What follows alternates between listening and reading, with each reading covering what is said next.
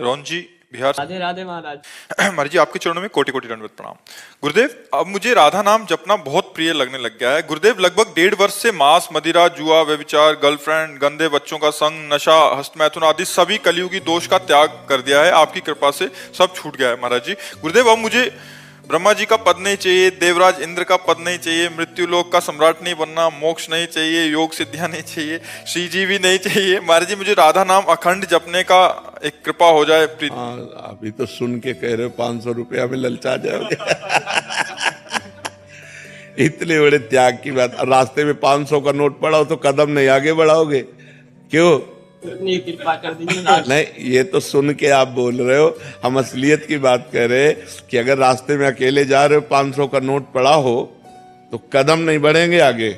जहाँ ये स्थिति जो है, जो आप जो बोले, ये भगवत प्राप्त महापुरुष की स्थिति होती है। जो भगवान सच्चिदानंद में चित्त को डुबो दिया है, और उसे न पारमेष्ठम न महेंद्र धिष्णम न सार्वभौमम न रसाधिपत्यम न योग सिद्धिर अपनर्भवम वाह।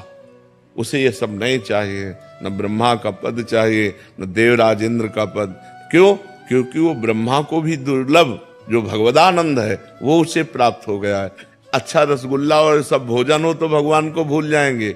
वहां कह रहे ब्रह्मा का पद नहीं चाहिए, योग की सिद्धि नहीं चाहिए, देवराज इंद्र का पद। बड़े बड़े ऋषि मुनियों के मन में क्षोभ पैदा कर दे तो अभी क्या सुन सुना के बोल रहे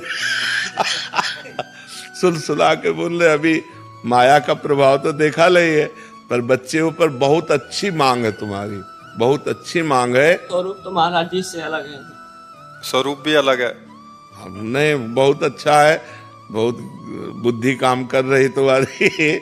नाम जप करते रहो, ठीक है? हाँ, खूब नाम जप करते रहो, बहुत बढ़िया है, बहुत बढ़िया जी।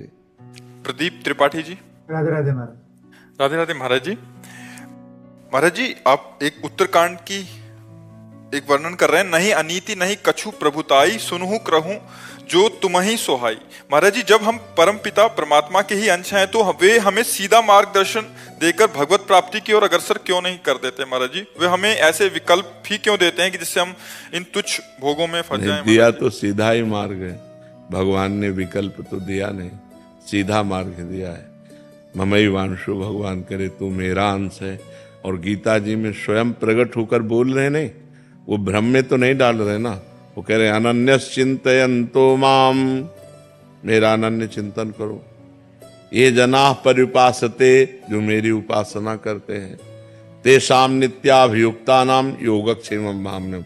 ठेका मैं लेता हूँ, अनंत ब्रह्मांडों के स्वामी कह रहे। आपका प्रश्न है तो भगवान कह रहे ठेका तो मैं लेता हूँ तुम्हारे योग और क्षेम का, तुम केवल मेरा अनन्य चिंतन करो।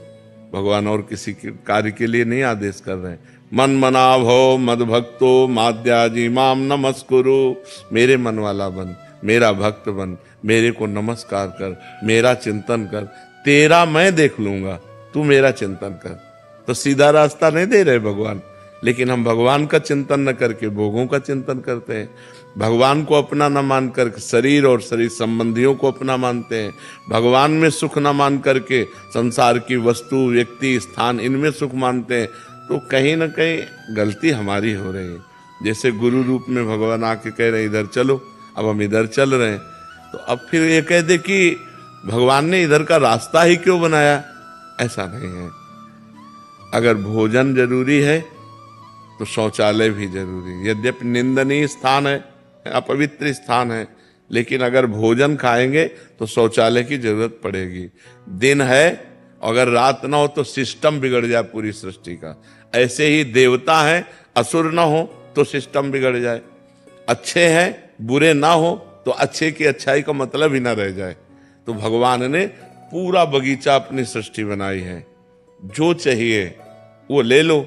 और स्वयं उपदेश करते हैं कि तुम्हारा मंगल किस में होगा, तुम्हें किस मार्ग में चलना चाहिए।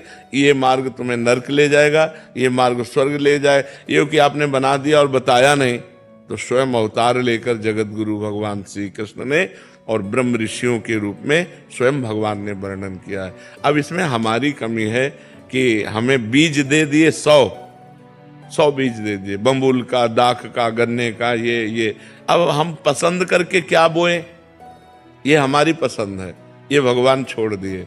तो अब ऐसे हमें भारत भूमि में जन्म दिया, मनुष्य शरीर दिया, बुद्धि दिया, मन दिया और मार्ग दिए बहुत, ज्ञान का मार्ग, भक्ति का मार्ग, पाप का मार्ग, छल कपट का मार्ग, ये सब मार्ग, और बता रहे हैं कि ये मार्ग चलो तो ये मिलेगा और ये मार्ग चलो तो ये मिलेगा। अब हम उधर जा रहे हैं तो उधर भोगना पड़ेगा, इधर जा रहे हैं तो आनंद भोगना पड़ेगा। तो इसमें भगवान का दोष क्या है, आप हमें बताओ, है नहीं? हाँ, भगवान पूर्ण है तो उनकी सृष्टि भी पूर्ण है। आप ये नहीं कह सकते कि ये नहीं है, सब कुछ है, बुरा से बुरा भी है और भला से भला भी है, छोटा से छोटा भी है, महान से महान भी है। ये उसकी सृष्टि है, ये उसकी बाजार है। अब आप खरीदना क्या चाहते हैं?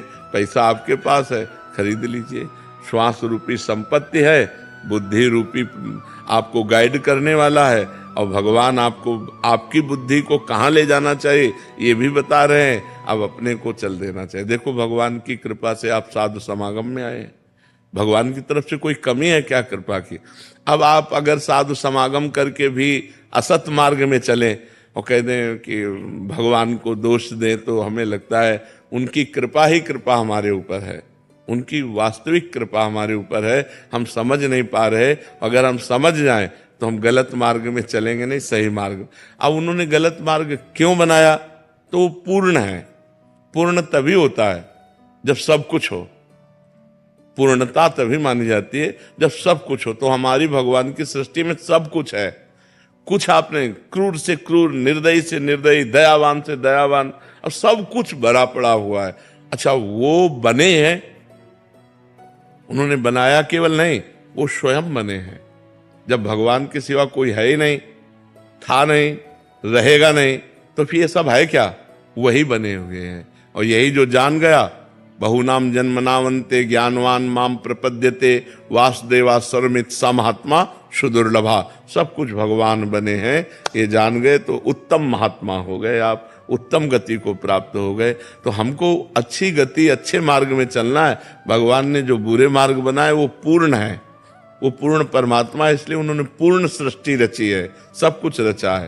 देखो, यहाँ भोजन पाते हैं और यही मलाशय है, यही मूत्राशय है, सब कुछ बना है। आप कह दे मलाशय मूत्राशय न हो तो फिर कैसे भोजन का व्यवस्था होती? भोजन का पाचन तंत्र काम करके मलाशय मूत्राशय कैसे? तो सब कुछ होना चाहिए। तो अब मलमूत्र एकदम घृणित चीज है, लेकिन बनता कहाँ से है? यहीं से तो पाते हैं। तो ऐसे ही भगवान ने, जैसे हमारे शरीर में सब कुछ है, सब कुछ है, गंदगी से गंदगी, सब चीज, सब अंदर सब भरा हुआ है, लेकिन ऊपर से कितना चिकना चुपड़ा कर दिया कि हम देखकर प्रभावित हो जाते हैं और रूप देखकर लुभायमान हो जाते हैं। ऐसे ही भगवान ने सब कुछ पूरी सृष्टि में रचा है।